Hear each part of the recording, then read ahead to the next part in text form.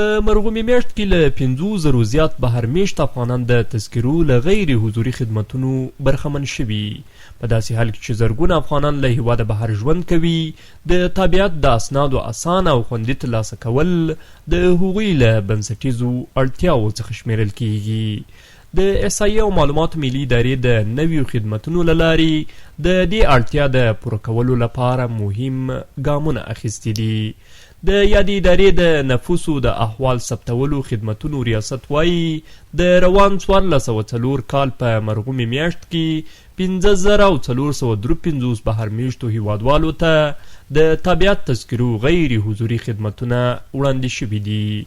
د احصایې او معلومات ملي ادارې ویان محمد حلیم رافع وایي په دغو خدمتونو کې د 2,204 نوې تذکرې، د 519 مسنا تذکرې او 2,622 نورو کسانو لپاره د تذکرو اصلاحي خدمتونه شامل دي.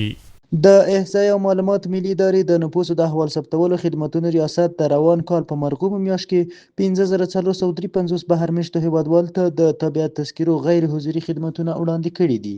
په دې خدمتونو کې 2,204 نوې تذکرې، 509 مسنا تذکرې او 2,622 نورو کسانو ته د تذکرو اصلاحي خدمتونه شامل دي.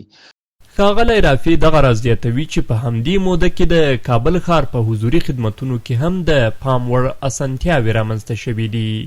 د ده په وینا 1,229 کسانو ته نوې کاغذي تذکرې، 815 کسانو ته مسنا تذکرې ویشل شوي او 1,924 نورو کسانو ته د کاغذي تذکرو اصلاحي خدمتونه وړاندې شوي دي.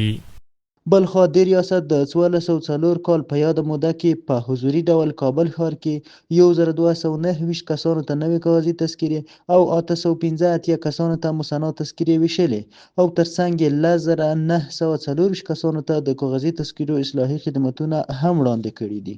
د تذکرو غیر حضوري خدمتونه نه یوازې د بهر میشتو افغانانو وخت او لګښت راکموي، بلکې د ادارې شفافیت، چټکتیا او د خلکو پر دولت د باور د زیاتېدو لامل هم ګرځي.